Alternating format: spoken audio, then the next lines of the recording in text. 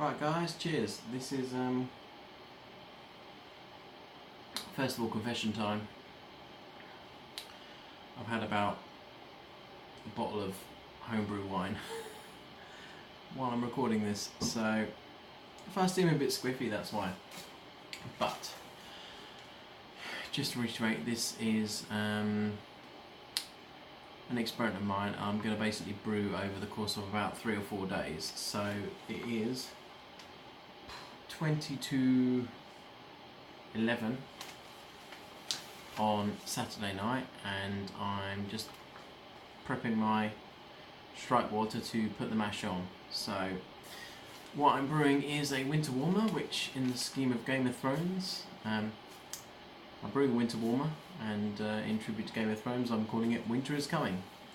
And the main reason ironically for me brewing this is I used to buy a kit called Santa's Winter Warmer every year from Muntons for the last 5 years, and this all of a sudden this year they decided to rename it, remove the whole reference to Santa.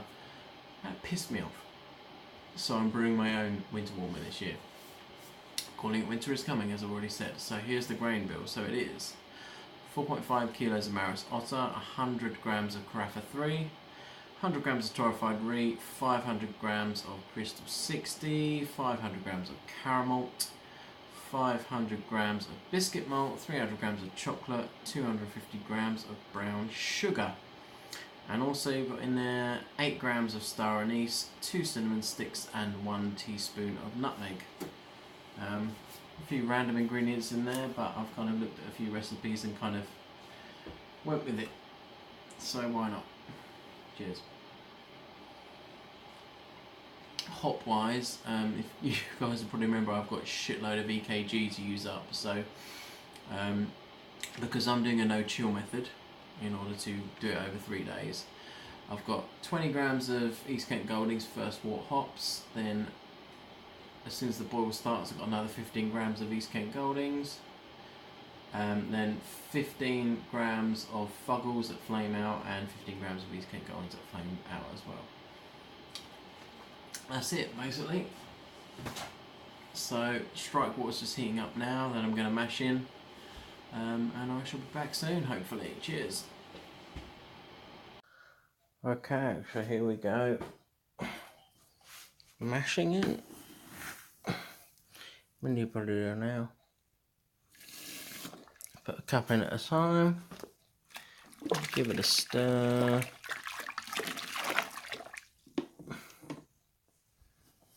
Not the cup.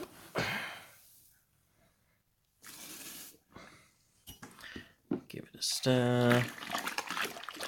And that's basically how I'm going to go. So I'm sure you don't want to watch me do it for every single cupful, so I'll be back once I'm mashed in. Cheers. Okay, so I've mashed in. The planned mash temperature was 69, and I'm about there, probably about 67, 68 I think it was in the end, but I think I'll call it quits at that. So it's now 5 minutes to 11, so I'm going to go to bed and pick up sparge in the morning and do the boil. Cheers. Okay, so I had a really good idea that I'm going to put my mash tun in my firm fridge with the Inkbird probe right in the middle of the mash and set the desired temperature to 69, so the tube heater will heat it up and it will stay at 69 degrees. That's the plan. We'll see what happens. Cheers. Right, it's 8:26 the following day. I've got my sparge water heating up. The mash is here. I took it out of the firm fridge. It dropped to about 62 in the end last night, so that's fine. I know after like the first couple of hours it doesn't really make a huge difference about the temp drop, but I figured what the hey. So yeah, got it linked up. This is the first time I brewed in the garage actually. I did the mash in the kitchen, but yeah, it should be interesting. So I've got my workbench set up, and then we'll feed straight through into there, which is actually pretty cool. And that, I'll get a tube and fit that in there as well. So, yeah, so wait for that sparge water to heat up. Got all my hop additions ready to go. So yeah, just got to wait for that water to heat. Right, first batch sparge is on. Right, the time is now 9:05, so I've lost quite a bit of time waiting for that water to heat up. Whoever suggested I should heat it ahead of time, you're bloody right. I should set a timer to go on and set my Inkbird to get it to cut off when it's at the right temperature, but I was a bit too pissed last night to do that. So that's a bit of learning already for next time, but right. So, sparge water added, give it a bit more of a quick stir, and then leave it for 10 minutes, then come back. Cheers. Right, first batch is now draining. Just heating up the second one to get it to 82. Cheers. Okay, second batch sparge is a go. Right, I decided, as it's a nice dry day, I'm going to bring my boiler outside, save getting the garage steamed up. So, first water hops in. Just the last remnants is in the mash tun, so I'll add that once it's finished sparging, but I thought I'd just get the heat up, try and make up some lost time. For some lost time. Cheers. Right, so the boiler's on. My OG, taking into account temperature correction, is 1.064 and I was aiming for 10.058, so I've smashed it by about 6 points, which I'm not going to complain about. Okay, boiler's on. First edition. Back in 50 minutes. Cheers. Right, 15 minutes of the boil left. Time for the Irish moss. There it goes. Back in 15 minutes. Okay, so we've got flame out. So, because obviously the idea with flame out, it's supposed to be 10-minute editions, but because of no chill, you do it flame out. So, I'm going to pop the big things in here. So there's 2 cinnamon sticks and the star anise, because I'm going to struggle to get that in through the funnel. Okay, and everything else I'm going to whack in through a funnel. Okay, so the rest of the stuff is hops, sugar, shit.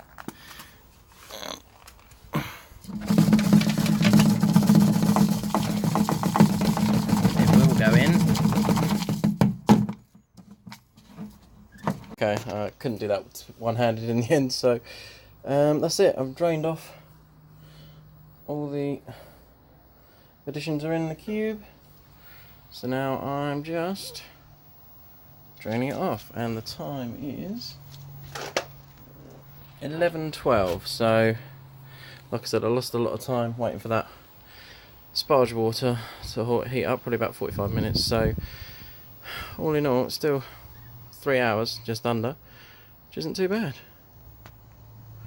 So yeah, once this bad boy's filled up, I will leave that in the garage for a day or two, and then go for it. Also, what I've done here is I've got my firm fridge up and running again. It's not perfect at the moment, but for now, just to make sure it works, the freezer, got my heater in there, and temperature probe, just made sure a fermenting bucket could fit in there. If I had to prop it up, I will put a wooden shelf here, remove this plastic bit, so then the heat will be underneath, be able to aerate up. But for now, I'm just going to have to work with what I've got, because I've run out of time. So that's it. Good stuff. I will have a bit more time to think about things. I'll let you know on Homebrew Wednesday what I made of it all. So yeah, it's been 10 days in the fermenter now. It's fermented down to 1022 roughly. I'm not sure how far it's going to go, because I had slightly less volume, as you can see, than planned. I wanted 23 litres, was probably about 22, but the OG was quite a lot higher. So obviously I'll do another reading in a couple of days, and if it's not shifted, then might be time to bottle. I mean, quite a high gravity beer, 1022 might be alright, but we shall see. Alright, cheers. Okay, so ended up fermenting out at 1021, give me an ABV of 6.6%. I've bottled about 12 bottles, mixture of 330 and 500 mils. So I might be giving a few away as presents, and the rest is going in the keg now. And I'm just about to try the sample. Well, I've tried the trial jar, and first results a bit darker than I was expecting, which doesn't bother me. I like a dark beer. The other thing is the star anise, so the aniseed taste is quite prevalent at the moment. It's really quite, I wouldn't say overpowering, but it's kind of the overriding flavour, I would say, so it's really noticeable. So yeah, hopefully that'll fade a bit. If not, I'll have to make a few alterations for next time, but let's see how it carbs up in a few days and try it then. Right, so I tried the winter warmer and it's horrendously horrible. Aniseed taste is ridiculous. So extreme measures: 13 grams of Citra, just to use it up, 40 grams of EKG, 40 grams of Amarillo, 2 more cinnamon sticks which I've soaked in boiling water, and also a teaspoon of nutmeg I've dissolved in water. That's going to go in here. Well, the nutmeg I'll pour in separately. Hello. Hello, Daddy. Good boy. Hang on.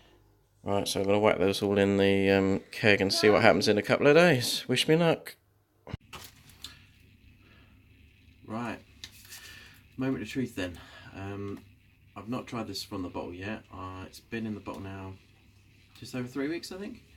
I tried some in the keg, as you know probably from the last bit of footage. I was a bit worried about the aniseed taste, so this is kind of the acid test, as it were, to see how that's dissipated over time. Because if I'm going to be sending this out in bottles, I don't want it to be shit. So I've only got a little bottle. It's fairly late in the evening and I want to get to bed fairly soon. Not much of a hiss there. Right, go for the pour. Not very carbonated, so I'm going to give it a bit of welly.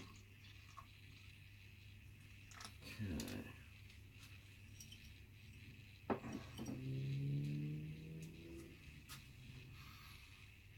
Still difficult to see, really, isn't it?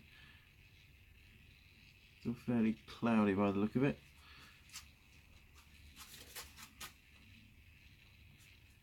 Yeah, it's still pretty damn cloudy. I don't know how much that will clear up. There is not a lot of wheat in it, I guess, but there's so much shit in there. Probably going to take a while to clear out. So on the nose, that aniseed has definitely died down, which is good. Not bad head retention, actually. I think this glass isn't great either, to be honest, just to grab one out of the cupboard quickly. It's not a huge amount of anything on the nose, to be honest. It's like chocolatey, nutmeg, cinnamon, slight scent to it, which is good. So anyway, put me out of my misery, see how we go.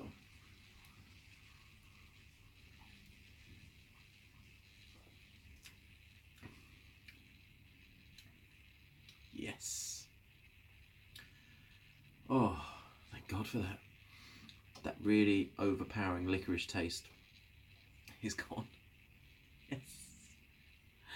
As you know, I did some emergency first aid to the one in the keg, whacked some hops, some extra spices in. But this, just time. A load of the guys said it to me, said just give it time, it'll be fine. But the impatient bugger that I am. And plus as well, to be honest, the bottle condition ones will condition better than in the keg anyway.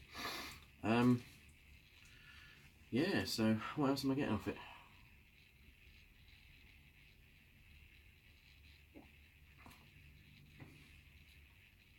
Do you know, I'm not getting much licorice at all now.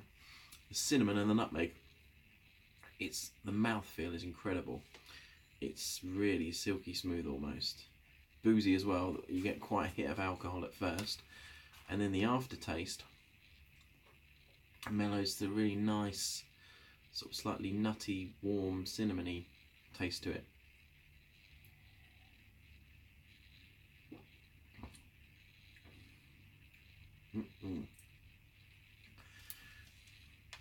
is pretty much what I wanted. Like I said, you wouldn't want to have too many of these. It's very, very boozy on the taste as well. But there's so much going on. There's really malty taste, really nice mouthfeel, like I said, and then slight alcohol burn, and then the warmth of the spices afterwards. Oh yeah, oh, I'm so happy.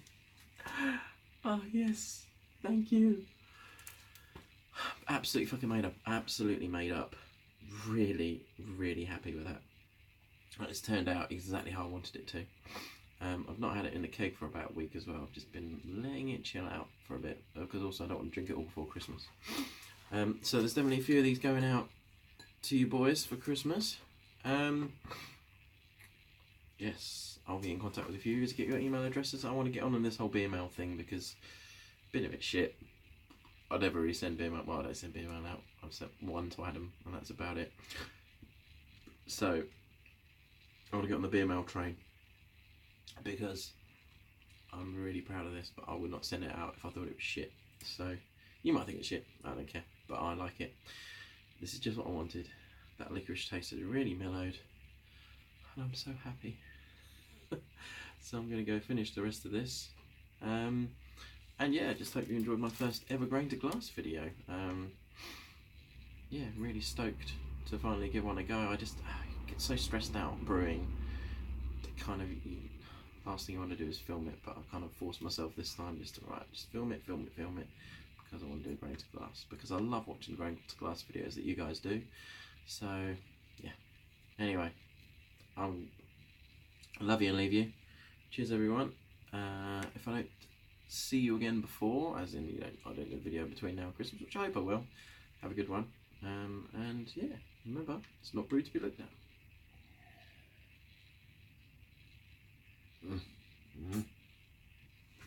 Cheers.